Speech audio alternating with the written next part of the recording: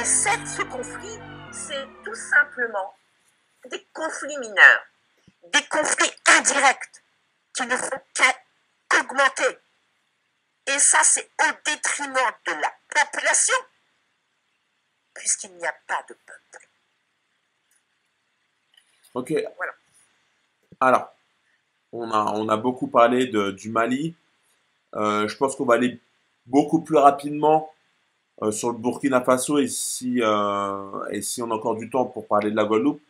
Donc on va traiter du Burkina Faso maintenant. C'est une situation quasiment similaire pour revenir un peu sur la situation. Le Burkina Faso, c'est un pays frontalier du Mali qui a subi un coup d'État le 24 janvier 2022 à Ouagadougou par des putschistes qui ont renversé le président qui était Roch Marc Christian Kaboré, qui est à la tête du pays depuis 2015. Et le chef de cette armée qui a pris le pouvoir, c'est Paul-Henri Sadongo Damiba. Donc ces soldats, en fait, constataient que le président actuel n'arrivait pas à gérer la situation avec les terroristes. Et ils ont décidé, en fait, de prendre le pouvoir. Et il s'avère que les Burkinabés, beaucoup de manifestants burkinabés soutiennent cette armée cette armée putschiste qui vient de prendre le pouvoir. Comme d'habitude, quand une armée prend le pouvoir, et ben, il y a la CEDEAO qui rentre dans le jeu et qui veut mettre des sanctions, et il y a la France aussi qui vient mettre son grain de sel et qui soutient la CEDEAO. Que pensez-vous de cette situation au Burkina Faso? Et pensez-vous qu'une alliance Mali-Burkina serait efficace contre les pressions de la CEDEAO et de la France? Je voudrais avoir votre réponse sur cette question.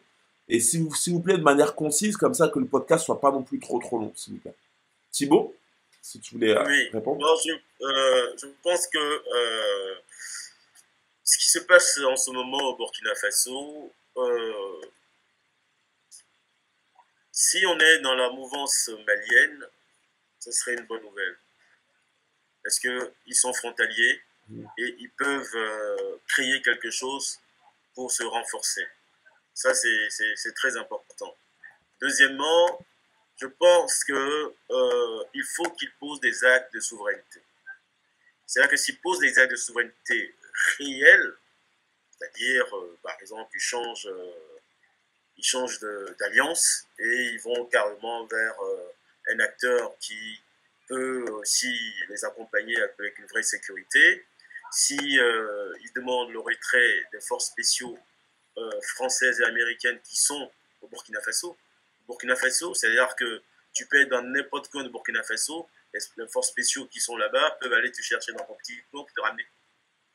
Vous imaginez? Vous imaginez ça sur quelque chose qui est censé être ton territoire. Donc je pense qu'il faut qu'ils posent des actes vraiment de souveraineté, qu'ils demandent le départ de toutes ces armées-là qui sont sur ce territoire, que même se retirent du CFA et que on voit réellement ce qui est posé comme acte. En fonction de ça, on pourra voir. Mais aujourd'hui, je pense que vu d'ensemble, ça paraît quand même quelque chose d'intéressant en soi. Parce que on voit que la liberté est en train de poindre un peu son nez quelque part. Parce que Mali, je signale que le Mali et le Burkina Faso étaient un seul pays. Hein. La Guinée aussi. C'était aussi. Tout ça, c'est un seul pays en fait. Et la capitale du Grand Mali, c'était à Niani, c'est-à-dire en Guinée-Conakry. Donc le port du Mali se trouve en Guinée-Conakry. Donc la partie aurifère, toute la partie aurifère actuelle, c'est-à-dire que le Burkina Faso, ils sont troisième, le Mali, ils sont deuxième, Conakry, ils sont troisième. C'est le même pays. Hein. Donc vous voyez la force que ça peut dégager en termes économiques. Et puis aussi la force au niveau militaire. Parce que je pense que militairement, c'est important que ces pays commencent maintenant à s'équiper pour réellement se défendre. Parce que quand on prend le cas de l'Afghanistan, quand on prend le cas du Vietnam. Ils n'ont pas la bombe atomique. Ils ont réussi à défaire la Russie, les États-Unis dans le cas de l'Afghanistan. Au Vietnam, ils ont réussi à défaire la France et les Américains qui avaient des bombes au napalm et tout ça. Et les gars, ils sont partis, ils ont pris la fuite. Donc il faut quelque part une grande détermination pour que en face, on arrive à se sécuriser. Et comme ces pays sont vraiment des voisins, même population, pratiquement les mêmes langues, les mêmes aspirations, et ils ont le même ennemi, on va dire, ils ont le même ennemi qu'en face. C'est-à-dire qu'ils ont en face, ils ont la France, et puis derrière, ils ont les États-Unis. Donc, ils sont attaqués par les mêmes. Donc, venant, on va dire, venant du même coin, ils pourront être une vraie force, je pense. A-t-on ton avis sur cette situation du Burkina Faso? Est-ce que tu partages aussi l'avis de Thibault? Entièrement d'accord. C'est l'alliance qui fait foi. C'est actuellement c'est le même ennemi, même principe. Je rappelle que Burkina Faso, ça veut dire pays des hommes intègres, et donc ils ont le même. Pourquoi je dis ça? Parce que leur intégrité doit pas être mise doit être mis à toute épreuve dans ce conflit qui dure depuis trop longtemps à mon goût. Et il faut qu'on soit derrière ces pays-là. Il faut qu'on soit toujours derrière ces pays-là. C'est des pays c'est chez nous, quoi. L'ennemi est là, donc il faut vraiment qu'on emploie une sorte de guérilla contre toutes ces armées d'occupation. Quitter ce franc CFA qui a pas lieu d'être. Je veux dire que le front des colonies d'Afrique doit cesser. Et ça, plus tôt c'est fait, mieux c'est fait. D'une manière la plus radicale possible, et sans pour cela créer des heurts. Faut vraiment que ça soit expliqué à la population tranquillement, mais il faut rentrer dans cette lutte de guérilla qui va durer peut-être quelques années. Je sais que ça va être difficile, mais on a la force, on a le courage, on a l'argent, on a l'or. Si on met nos connaissances ensemble, peuple africain, on va réussir. Mais encore faut-il mettre nos égos de côté et on va s'en sortir. Je pense que c'est possible et là il y a une petite voie, un petit chemin qui est tracé. Maintenant il faut être soudé. Donc la défense obligatoire pour ces pays d'Afrique. C'est maintenant on connaît l'ennemi, on sait qui il est, on sait qu'il fait pas de pitié, on sait qu'on est en guerre. Il faut commencer à se défendre convenablement et avec sincérité.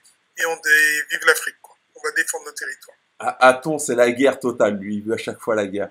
Alors... Non, parce que malheureusement, on est attaqué de toutes parts, que ça soit nos cerveaux qui sont attaqués, psychologiquement, on est attaqué, physiquement, on est attaqué. Moi, ça m'ennuie de voir des gens qui n'ont pas d'eau, pas à manger, pas le minimum de survie. Ça, c'est plus qu'ennuyant, quoi. Ça me met en rogne.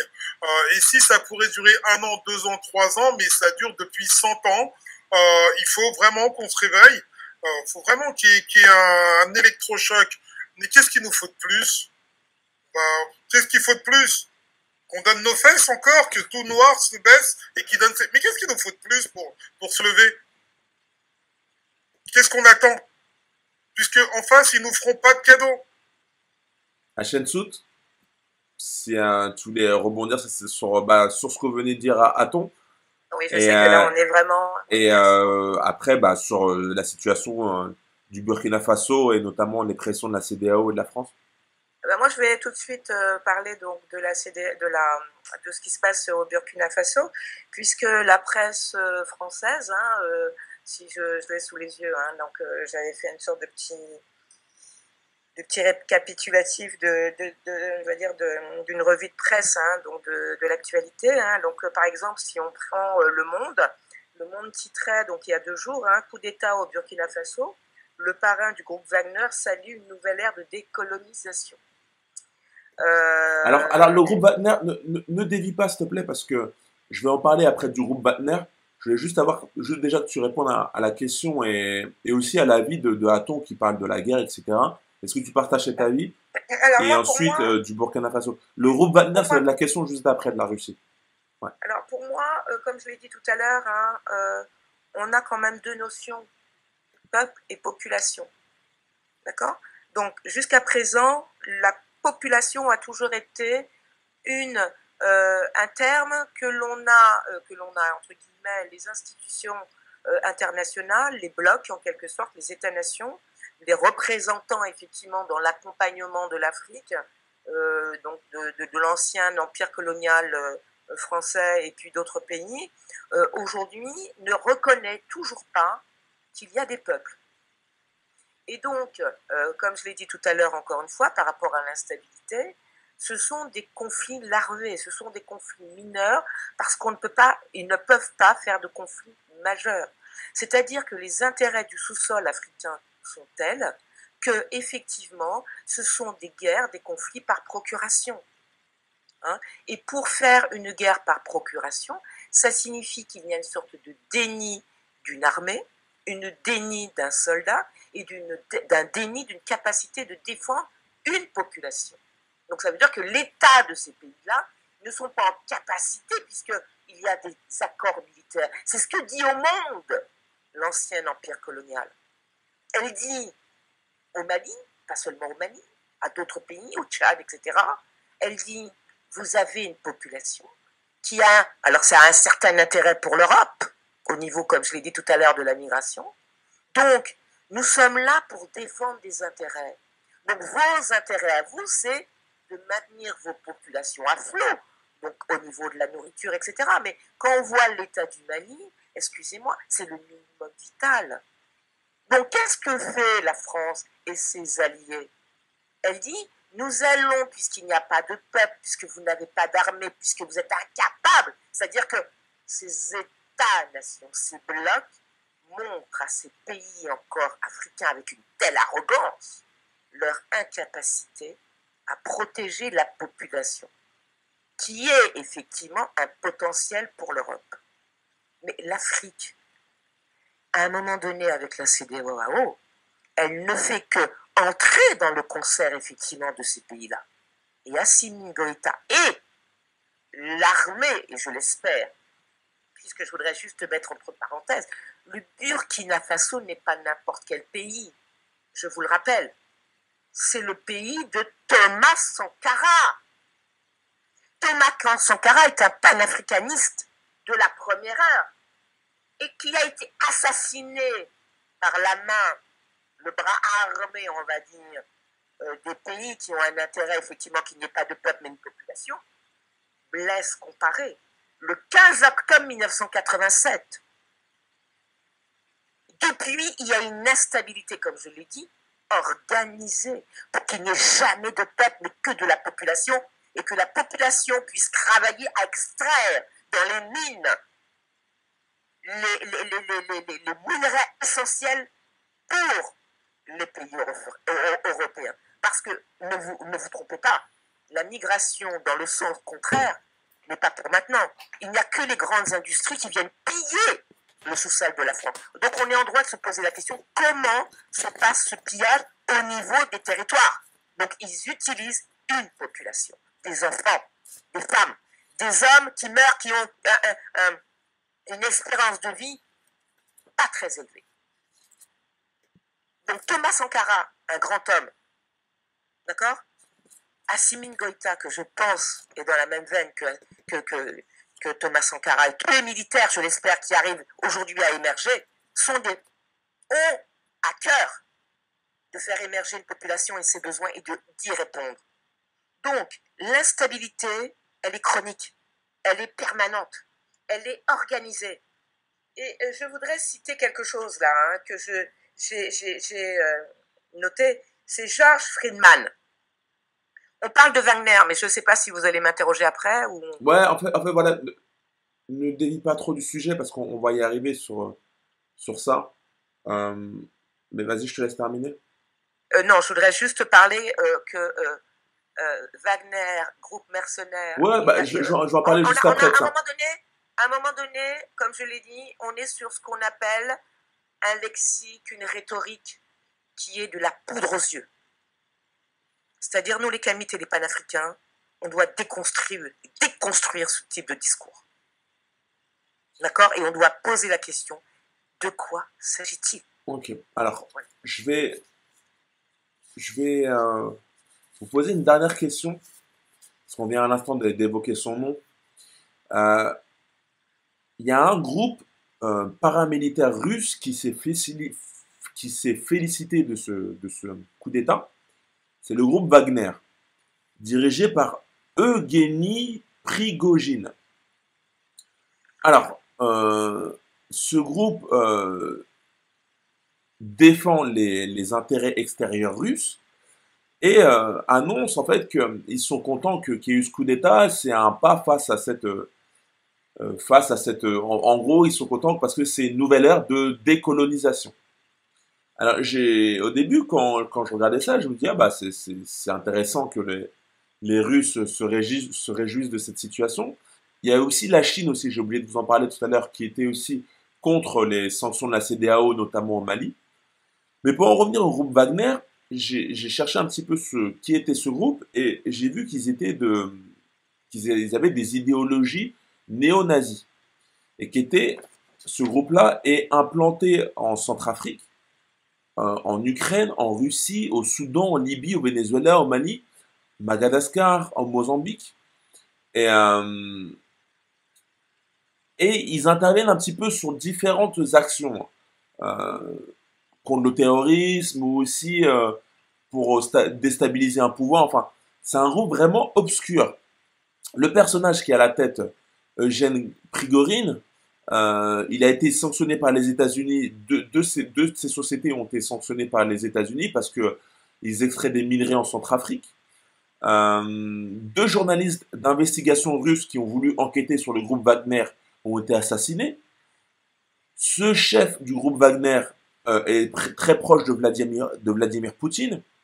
Il a une couverture comme quoi il travaille dans la restauration, mais en même temps, il est à la tête de ce groupe Wagner, mais aussi il est à la tête d'une agence internet de recherche qui fait un peu de la désinformation, notamment sur Facebook. Il a eu beaucoup de sanctions sur ce réseau social parce il manipulait l'opinion publique dans différents pays africains.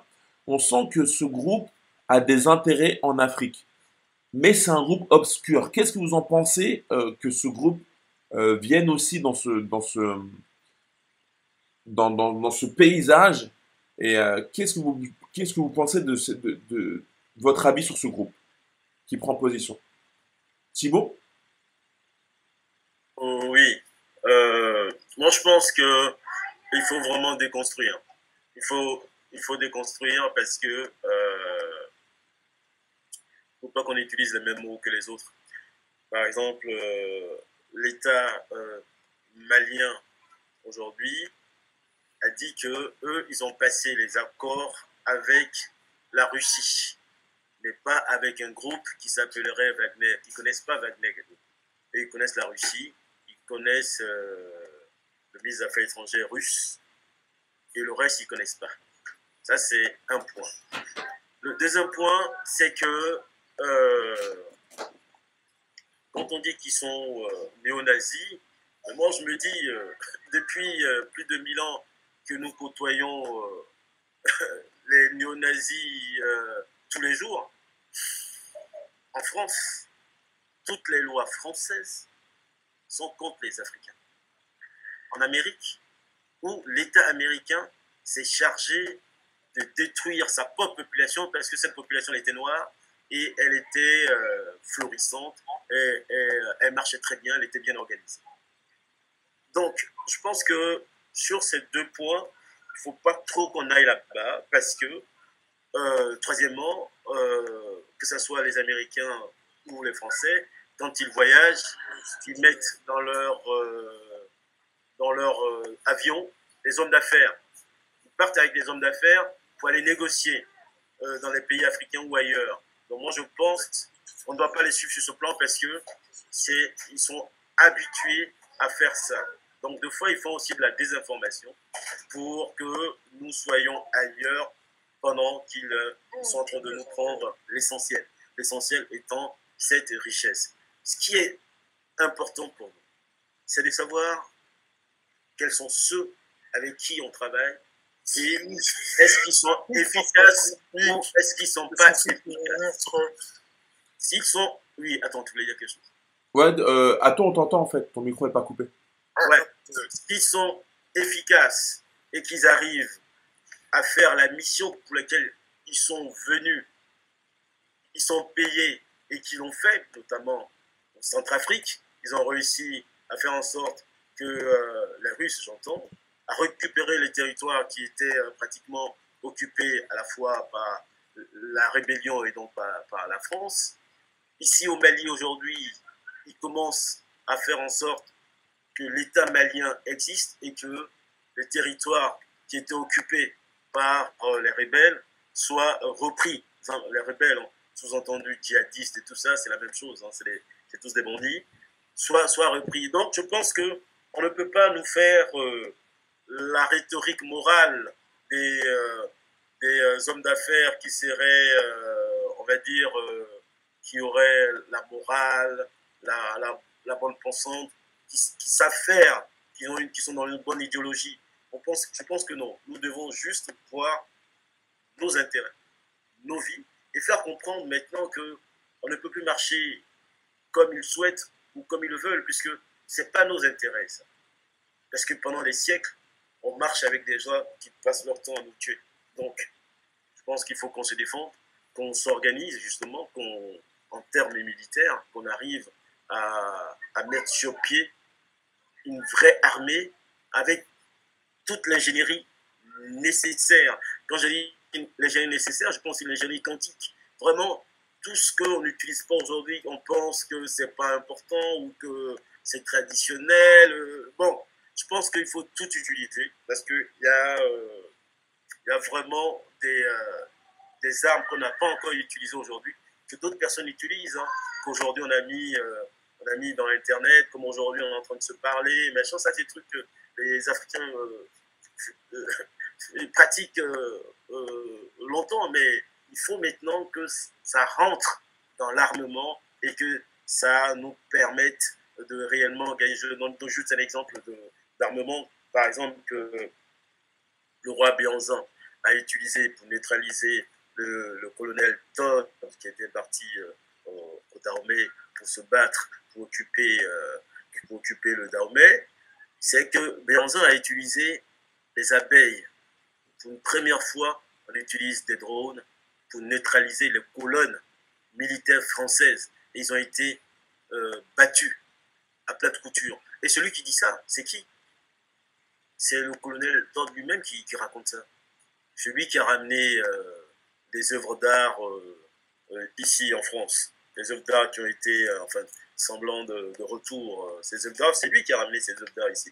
C'est lui et ses officiers qui écrivent et qui disent ça, et ils sont dans une admiration d'une armée adverse. Alors qu'en temps normal, comme aujourd'hui, là on parle de quoi? De Wagner. Wagner, c'est quoi? C'est les Russes. Donc, qu'est-ce qu'on fait? On est en train de les dépeindre.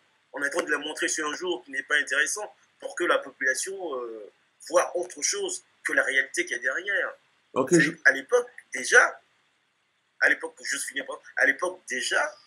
les gens avaient aussi la même chose, sauf que, entrant à Cotonou, ils étaient surpris. C'est-à-dire qu'ils sont venus les détruire, mais ils se sont rendus compte que les gens étaient tellement forts qu'ils ne savaient pas comment faire pour gagner ou bien pour avancer. Mais sauf qu'à l'époque, on avait fait appel à tous nos armes. Et ils sont encore disponibles. Hein. Donc, il faut vraiment qu'on s'arme sérieusement, qu'on arrive à contrer et aussi à avancer. Il ne faut pas simplement qu'on soit sur la défensive, d'attendre qu'on assassine 1 ou 2 personnes pour y agir. Non, je pense qu'on doit maintenant être en amont. On doit avancer, anticiper, faire en sorte que même le temps même que les gens se posent la question de savoir qu'est-ce qu'il va faire le Mali ou le Burkina Faso, mais le Burkina Faso a déjà passé à une autre étape. C'est dans ça qu'on est, parce qu'ils sont jeunes. Il faut qu'on passe à autre chose. Ok, je vais passer la parole à Aton, puis à Shensout, sur leur avis sur notamment l'armée, mais aussi sur leur avis sur le groupe Wagner qui vient dans le jeu. Je vais faire court sur Wagner. Moi, moi, il y a un truc qui m'a choqué à chaque fois que je vois ce groupe-là. C'est bon. Alors, Wagner, c'est un groupe russe, également connu sur PMC Wagner, mais c'est un groupe tout jeune. Hein, c'est un groupe créé en 2014. Hein, on parle pas de quelque chose qui est très vieux. Mais la première chose qui me saute à l'esprit, moi, c'est une armée déjà. C'est une armée de mercenaires. Mm. Ça choque personne que ça soit des mercenaires qui soient dans qui représentent une armée, quasiment un État. Enfin, moi, ça me choque déjà. Mais ça, c'est le premier point. Et puis le dernier truc qui m'a choqué, moi, c'est le nombre d'accusations que c'est. On voit bien un groupe. J'ai bien donné la date, hein, 2014. Le nombre d'accusations qu'a eu Wagner en 2020-2021. C'est-à-dire le nombre d'accusations venues de l'Occident. Alors, on s'est attaqué déjà à son président qui a été soumis à des sanctions de la part de l'Union européenne. On a dit que c'était Prigogine. Donc, il a eu plein d'amendes, plein de problèmes administratifs en Europe. En décembre 2021, c'est l'Union européenne qui accuse le groupe d'alimenter la violence. Alors, faut bien s'accrocher, hein, dès qu'on voit ça. On a l'impression que c'est l'inverse, mais c'est toujours comme ça que ça se passe. Alimenter les violences, de piller des ressources naturelles, d'indemniser des civils, de violenter bien sûr des civils, et de piller les pays tels que la Libye. Alors on est en train de rigoler, hein. C'est l'inverse qui se passe, mais je dis l'opposé. En tout cas, c'est l'Union européenne qui accuse le groupe Wagner de piller la Libye, la Syrie, l'Ukraine bien sûr, la République centrafricaine, et bien sûr, arrive bien sûr qui veut toucher bien sûr le Mali. Et bien sûr, je parle pas de l'Amérique du Sud, mais et elle accuse bien sûr les 8 personnes faisant partie de ce groupe Wagner de sanctions économiques, de recherchés par Interpol, Dimitri Outkins, qui est le créateur du groupe Wagner, de Valérie Zakharev, et qui est un conseiller du président sud-africain, Faustin Touadéra. Mais bref, où je veux en venir, c'est que les sanctions contre ce groupe Wagner font que commencer. Ça veut dire que ce groupe porte ses fruits. Alors, c'est là ce que ça veut dire. Alors, ça que je veux dire. Pour l'instant, je vous ai pas entendu votre avis sur est-ce que vous êtes pour ou contre sur ce groupe. Alors, je vais laisser la parole à Shensout, savoir si elle va trancher. Et moi, je dis tout de suite, je suis ni pour ni contre. Ok. On comprendra pourquoi. À Shensout. Alors, encore une fois, hein, par rapport à mes copanélistes, je vais être plus mitigée. C'est-à-dire que, encore une fois, par rapport à ce que j'ai énoncé précédemment, on se trouve donc face à une vulnérabilité constatée donc, des pays africains, notamment du Mali aujourd'hui, face à des conflits mineurs qui sont organisés par des blocs, par des États-nations. Sauf que là, il y a encore un tour de passe-passe qui se joue sous nos yeux, c'est-à-dire que l'Occident se lève comme un seul homme face à la Russie. La Russie, c'est pas n'importe quoi, hein, c'est l'ancien bloc soviétique qui s'est désagrégé pour devenir la Russie de Poutine et qu'on considère comme un tsar, hein, un descendant donc des tsars de l'époque. Hein, ça facilite le discours, hein, avec les Européens qui sont effectivement des héritiers des rois, même s'ils leur ont coupé la tête. La chose est qu'aujourd'hui, on se pose la question, qui mène la danse? Et au profit de qui? C'est-à-dire que face à la vulnérabilité du Mali, on parle d'un groupe de mercenaires qui viendraient pour pouvoir défendre un gouvernement institué contre une menace terroriste. Est-ce que vous croyez sincèrement qu'un groupe de mercenaires est en capacité? Est-ce que vous connaissez la superficie de l'Afrique? Est-ce que vous connaissez la superficie du Mali? Barkhane, Takuba n'ont pas réussi en 8 ans à endiguer la menace terroriste. Et c'est un groupe de mercenaires qui va parvenir à endiguer ce que tous les dispositifs militaires français et européens ne sont pas parvenus à défaire. Je crois que là, il faut effectivement raison garder, savoir poser la question qui est de quoi s'agit-il. Le groupe Wagner est appuyé par un gouvernement. Sergueï Lavrov, ministre des Affaires étrangères, parle au nom d'un ministère. D'accord ? Il parle donc des affaires étrangères, donc il va négocier avec son homologue malien. Alors, la France peut dire ce qu'elle veut. Elle peut très bien ne pas reconnaître l'État malien. Elle peut très bien ne pas reconnaître le peuple malien. C'est-à-dire qu'elle reconnaît que ce qu'elle veut, c'est-à-dire des États fantoches et une population. Mais lorsque, effectivement, Assimi Goïta, porté par la ferveur d'un peuple qui se définit comme peuple et non plus comme population, pour négocier avec son homologue Sergueï Lavrov, c'est pour monter en puissance. Et on le voit bien, les résultats sur le terrain.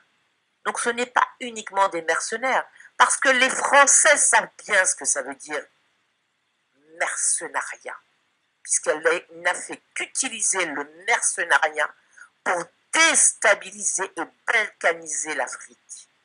C'est-à-dire de créer des petits États ouverts à tous les trafics, incontrôlables, de mettre le peuple dans un état de fragilité, de vulnérabilité, pour en faire de la population gérable à distance. D'accord ? Là, ce n'est pas la même chose. Assimi Goïta a eu la dignité de dire « Je parle au nom du peuple, donc je négocie des contrats. Quels sont vos contrats ? La France, qu'avez-vous à me dire ? D'accord ? Donc lorsque vous me dites que ce sont des mercenaires, Assimi Goïta est assez intelligent pour dire « Monsieur Lavrov, quelles sont les forces en présence ? Qu'est-ce que vous me proposez pour défendre un territoire qui aujourd'hui est l'objet de toutes les convoitises ? Parce que c'est ça le vrai mot de l'histoire. C'est un territoire qui est l'objet, dans le nord du Sahel, l'objet de toutes les convoitises pour effectivement les richesses dont elle dispose. C'est effectivement une lutte à mort, donc une lutte de communication. Et la France et les pays occidentaux, dont les États-Unis, sont vent debout contre l'ex-puissance de l'Union soviétique. Parce que ce n'est pas rien. C'est une puissance de feu. C'est-à-dire que c'est une puissance militaire capable aujourd'hui de permettre à la Syrie de tenir debout, à l'Iran de tenir debout, parce qu'on a affaire non pas à des enfants de cœur. Les États-Unis, ce n'est pas des enfants de cœur. La France n'est pas des enfants de cœur face aux Maliens, face aux Africains. Ils savent très bien que l'Afrique n'a pas la bombe atomique. Donc ils font ce qu'ils veulent. Ils peuvent dire ce qu'ils veulent. Le peuple n'est pas un peuple.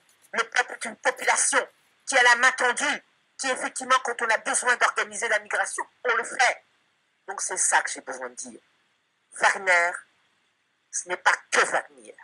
C'est l'armée russe, c'est Sergueï Lavrov, c'est Poutine. C'est un territoire, c'est une richesse, c'est une armée. Ok. Alors là, le podcast, il est vraiment long. Je pense qu'on a fait quasiment 2 heures là. On va parler rapidement de la Guadeloupe. Vu qu'on est sur la situation, on va la terminer sur la Guadeloupe avec une question. Le podcast, je pense qu'on va le couper en 2. Ça sera plus simple quand je vais le mettre sur YouTube. Il y aura une partie Mali, Burkina Faso, et la dernière partie, on finit sur la Guadeloupe. On va le faire rapidement, essayer d'être précis et concis pour qu'on termine, pour que pas ça soit trop long non plus. La Guadeloupe, oui d'ailleurs, je voulais dire que HN Sout, je voulais te remercier parce que tu vas laisser ta place maintenant à Daniel. Donc merci beaucoup à toi. Et donc voilà, c'est Daniel qui prend la place d'HN Sout pour parler de la Guadeloupe. Donc la Guadeloupe, pour pour revenir un peu sur l'État, elle a subi en fait en Guadeloupe, il y a eu des manifestations, des émeutes courant novembre 2021 contre contre les réglementations du pass sanitaire concernant le Covid-19. Il faut savoir qu'en Guadeloupe, la, ce n'est pas la majorité des personnes qui sont vaccinées. Et il s'avère que donc il y a eu beaucoup de- d'actes de rébellion, en fait, on va dire, de contre ces réglementations de l'État français sur la Guadeloupe.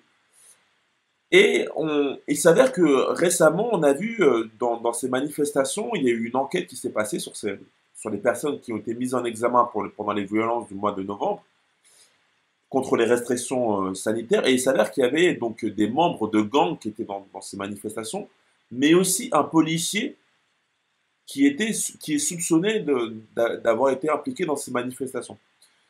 Et on a découvert en fait que ces manifestations en fait étaient vraiment organisées et planifiées d'avance. Je voulais avoir un avis un petit peu de Daniel sur la situation en Guadeloupe et savoir aussi que le pass vaccinal qui prend en vigueur en France a été retardé dans les pays, dans les territoires d'outre-mer. Donc je voulais avoir l'avis de Daniel sur sa situation qui se passe en Guadeloupe sur ça. Alors, est-ce que tu peux mettre ton micro, Daniel? Et Oui, c'est on fait, t'écoute. c'est fait, c'est fait. Oui, donc il semblerait que d'après ce que j'ai suivi, il semblerait que ce soit bon, des accusations qui ont été portées par la justice, donc le procureur de la République. Et donc, pour l'instant, on en est, bon, les gens sont un peu sceptiques. Il y a un groupe de jeunes qui ont été arrêtés, qui sont impliqués et qu'on accuse sous couvert de jouer les grands frères, les éducateurs de rue, d'avoir raquetté, on va dire, les commerçants et avec justement la complicité d'un policier, d'un gradé de la police. Donc voilà, on en est là. Donc la population, les gens n'y croient pas trop, puisque j'ai suivi les témoignages du père de l'un des accusés. Donc ces gens-là ont été déférés, ils sont en prison. Donc, il semblerait que ce soit des jeunes qui ont œuvré pour qu'il y ait une paix sociale, pour contenir la colère des jeunes. Donc, on en est là. Je peux pas dire c'est vrai ou c'est faux. On en est là, voilà. C'est ça. Mais je souhaitais, bon, vous avez été un peu trop long. Mais en fait, je voulais rapidement donner mon avis par rapport au thème qui a été établi. C'est-à-dire que je voulais en fait faire un parallèle entre la Guadeloupe et la situation de la Guadeloupe face justement aux États-nations et la situation qui prévaut aujourd'hui et dès lors, même, c'est pas d'aujourd'hui, mais actuellement en Afrique. Donc, je dirais que le problème de la Guadeloupe, c'est que c'est une ancienne colonie, comme l'Afrique a été une ancienne colonie. Le problème de la Guadeloupe, c'est que la Guadeloupe est composée majoritairement d'anciens Africains qui ont été déportés. Voilà, majoritairement. Donc, le problème, c'est que ce qui se passe en Guadeloupe, c'est que les Guadeloupéens ne comprennent pas l'attitude de l'administration française de toutes les époques par rapport au traitement qu'ils subissent par rapport à, à ces différents gouvernements successifs. Donc, c'est-à-dire que à la fois, nous sommes département français, mais à la fois, nous avons un traitement qui est particulier. C'est-à-dire que au niveau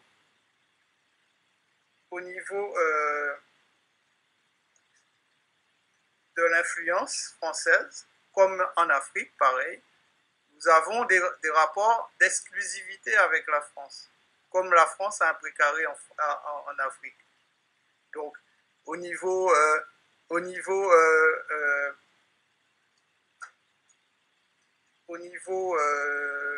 la relation, elle est exclusive. Nous n'avons pas d'industrie. Nous avons une économie qui est fermée, qui est dirigée uniquement dans un sens, vers la France. Nous recevons tous les produits français. Et comme la France est à la fois aussi un État européen et dans l'Europe, du moins, elle a signé des accords avec l'Europe. Donc forcément, de fait, nous sommes aussi liés à l'Europe. Même si l'Europe, on va nous dire que l'Europe aussi participe au développement de la Guadeloupe. On a une autre similitude avec l'Afrique, c'est les rapports on va dire, des rapports tronqués qui favorisent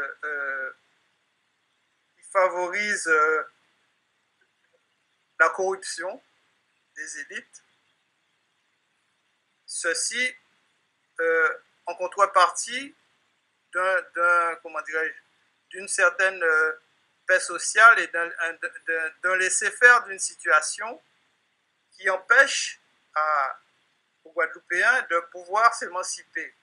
Donc c'est la même situation qu'il y a en Afrique, où il y a une élite qui est corrompue, il y a une corruption qui est entretenue par l'État qui gère ce précaré, et en Guadeloupe, pareil. Donc en Guadeloupe, vous avez différentes par le passé, vous avez, jusqu'à aujourd'hui, vous avez des affaires de corruption dans lesquelles l'État est dans des sociétés, on va dire, d'économie mixte, dans lesquelles l'État a quand même son droit de regard et son mot à dire. Et jusqu'à aujourd'hui, pas grand monde n'a été inquiété. Donc je veux parler par exemple de l'affaire de la SODEG, où il y a 50 millions d'euros qui ont été détournés. La SODEG, c'est une société de développement de la Guadeloupe, et dans lequel ont été impliqués des politiques, des hommes politiques locaux, ont été impliqués, donc où il y avait le préfet aussi qui était aussi administrateur de l'époque, préfet de l'époque, aussi deux béquets, les frères Audebert. Et jusqu'à aujourd'hui, je crois que le procès doit avoir lieu cette année, plus de 20 ans après. Et jusqu'à aujourd'hui, il n'y a que 4 ou 5 personnes qui ont été impliquées dans cette histoire. Donc, comme similitude, on voit que en fait, la spécificité, c'est-à-dire que la spécificité du traitement que les différents gouvernements ont eu vis-à-vis, que ce soit de l'Afrique ou vis-à-vis de la Guadeloupe, c'est que le fait, c'est qu'elle a affaire à des populations noires, africaines, d'origine africaine. Et donc, est-ce qu'il est à se demander, est-ce qu'il y a du point de vue des politiques français, est-ce qu'il y aurait une attitude particulière à avoir, une vis-à-vis de ces gens-là. Puisque comme nous sommes un département français, pourquoi on ne serait pas géré du point de vue de je veux dire, la légalité, c'est-à-dire le processus politique, pourquoi on ne serait pas géré comme un autre département, tout simplement. Comment? Pourquoi on ne serait pas géré comme n'importe quel département et pas... N'importe quel département. Ouais. Pourquoi je ne pense pas que... Bon, il y a de la corruption en France, c'est sûr, mais je pense que comme il y a une justice qui veille au grain, donc je pense qu'ils font attention. Mais en Guadeloupe, jusqu'à aujourd'hui, il y a une histoire. Bon, je ne peux pas en parler parce que... Ok, mais excuse-moi, je vais te couper, je vais demander l'avis aux intervenants, à Thibaut, et après pour finir à Aton, et après je pense qu'on va terminer là parce que le podcast est vraiment long à ce moment-là. Thibaut, si tu avais un mot aussi à rajouter sur la situation en Guadeloupe, comme disait Daniel, qui est quasiment similaire peut-être, qui a des similarités avec ce que vivent les pays africains. Alors, ton micro est éteint. Oui, moi je pense que c'est exactement la même situation parce que ce sont des populations qui sont sous domination française. Ce sont les populations où la France retire pratiquement tout ce dont elle a besoin et elle rejette un peu ce dont elle n'a pas besoin. Et puis, faut pas non plus s'étonner parce qu'on ne peut pas sortir d'une situation d'abord d'une situation d'occupation esclavagiste, une situation coloniale, et aujourd'hui on transfère de façon administrative une population pour essayer de l'intégrer à leurs anciens bourreaux et s'étonner qu'il n'ait pas le même traitement. C'est-à-dire que c'est un peu une farce. C'est une farce, malheureusement, depuis 1945, cette histoire de département de 1945, c'était une farce. Moi, je pense que toute cette archipel aurait mieux fait d'avoir leur propre État. C'est hyper important. C'est-à-dire que votre bourreau ne peut pas du jour au lendemain vous accorder toutes les libertés dont vous rêviez. La liberté est un processus de lutte, de combat. Et c'est le combat qui décide de ce qu'on fait après. De ce qu'on fait après avec l'ancien bourreau qui a réparé. Qui a réparé. Tant qu'il ne répare pas, vous ne pouvez pas y avoir de relations apaisées et des relations, on va dire, normales. C'est inimaginable. Il n'y a qu'avec les populations africaines qu'on fait croire que, ben, tiens, vos statuts a changé parce que on avait décidé avec une plume qu'aujourd'hui vous êtes français, vous êtes un département, vous n'êtes plus une colonie, et puis vous allez, c'est le même cas en Afrique, hein. On décide à partir des années 60, mais tiens, bon maintenant vous êtes indépendant, choisissez vos drapeaux, il y avait les rouges, c'est bien, c'est quoi la devise? Vous choisissez ensemble la devise avec votre bourreau, vous êtes assis sur la même table, bon maintenant, bon moi j'étais là, aujourd'hui c'est moi qui te donne maintenant, je fabrique ton argent, tu vas y aller, et en plus on fait des accords militaires, hein, s'il y a un petit pépin, je viens, je te sécurise. Mais attends, tu me tues, tu prends tout, tu peux, un bourreau ne peut pas sécuriser, c'est pas possible, ne peut pas sécuriser sa proie, c'est inimaginable. Bon, je pense qu'il faut être réaliste, que ce soit en Guadeloupe, que ce soit en la Martinique, que ce soit en Côte d'Ivoire, au Burkina Faso. C'est la même situation, puisque en face, vous avez quoi? Vous avez la France, qui tire bénéfice de la situation de désœuvrement, de pauvreté de ces pays. Et elle communique sur sa population en faisant croire que, mais elle est universaliste, elle est généreuse et qu'elle traite les gens au même niveau d'égalité par rapport au principe d'égalité qui est mis au fronton des institutions. Mais ce n'est pas vrai. Et ça ne sera jamais vrai. La preuve en est que en Guadeloupe, ils ont décidé que ça fait longtemps qu'on nous empoisonne. Chlordécone. Et il y en a d'autres. Nous, le vaccin, on n'en veut pas. Ils ont lutté pour ne pas avoir ce vaccin. C'est une première. C'est une première. Et les autres pays européens ont suivi. C'est une première. Il faut vraiment que les gens retiennent ça parce que la communication n'a pas fonctionné. Il faut que les gens retiennent. C'est vraiment important. Et j'aimerais que les Guadeloupéens et les Martiniquais, il ne faut pas oublier la Martinique, hein, et les Martiniquais se disent, mais la lutte que nous menons depuis longtemps pour nous libérer ne doit pas s'arrêter au vaccin. Le vaccin, c'est une opportunité. Et cette opportunité doit nous amener vers des États libres pour que nos populations soient libres. Sinon, jamais ça se fera. Ça ne se fera jamais. La preuve en est que quand le Bimudom a été mis en place dans les années 60, mais qu'est-ce qui s'est passé? Une fois que les gens arrivent ici à Paris, ils se rendent compte que ils ne sont pas français.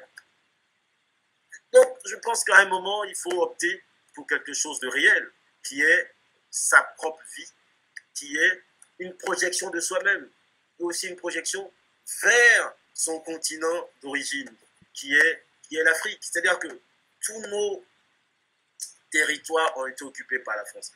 En parlant que de la France, dans le cas qui nous concerne, que ce soit les Anglais, c'est aussi la même chose, mais dans le cas qui nous concerne, c'est la France. Donc, il faut que nous nous mettons ensemble pour libérer ces territoires. Et il ne faut plus qu'on nous insère dans de mensonges institutionnels, du mensonge juridique, pour nous faire croire que bon, les choses peuvent se faire si on essaie de réfléchir. Mais tu ne peux pas réfléchir à quelqu'un qui n'est pas loyal, quelqu'un qui ne respecte rien. La France n'a jamais rien respecté quand il s'agit des Noirs. Quand il s'agit des Noirs, ils ne respectent pas. On peut parler même, regardez les plateaux télé.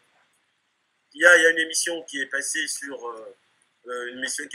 les Noirs de France. Mais quels sont ceux qui dirigent les débats? Quels sont ceux qui réfléchissent sur le devenir des Noirs de France, de ces départements? Mais les gens sont dans le même confort. Ils sont dans le même confort. C'est-à-dire qu'il ne faut pas rêver. Le rêve, il est bien, mais il faut rêver pour sa sortie. Mais il ne faut pas rêver pour s'emprisonner. Il faut que nos populations se disent qu'on n'a pas d'avenir avec la France. Ce n'est pas possible. Ok. Donc, il faut s'en détacher. Je vais... Faire en sorte d'avoir des États. Alors, Raton, est-ce que tu partages l'avis de Thibaut qui vient à l'instant de... Thibaut a bien résumé mon niveau de pensée là-dessus. Hein. C'était... on ne peut pas réfléchir avec son bourreau. C'est qui fait ça? On va être conscient. Quel est le peuple aliéné qui fait ça? Bon, faut peut-être revoir un peu nos bases.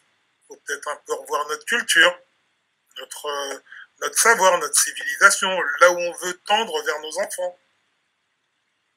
Il faut vraiment qu'on se pose vraiment les vraies questions, puisque aucun bourreau sur la terre vit avec son bourreau, qui lui possède toutes les richesses de l'île. Je rappelle que la Guadeloupe, c'est pyramidal. Hein. Le blanc au-dessus, plus vous êtes foncé de couleur de peau, plus vous êtes en bas. Donc c'est exactement les situations esclavagistes.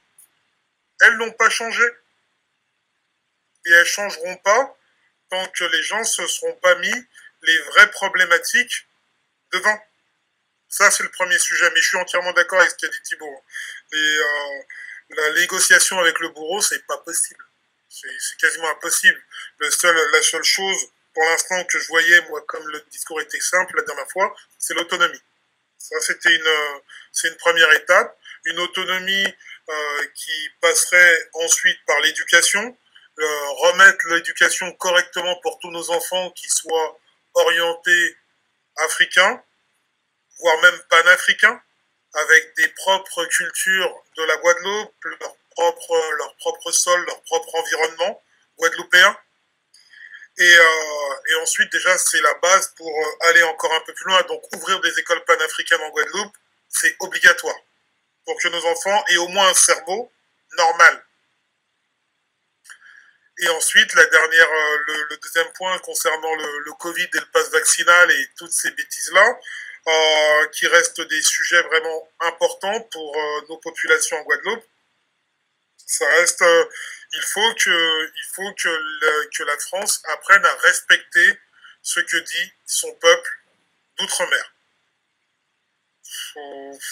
La Guadeloupe, ça fait longtemps qu'elle parle, longtemps qu'elle crie, longtemps qu'elle C'est pas nouveau.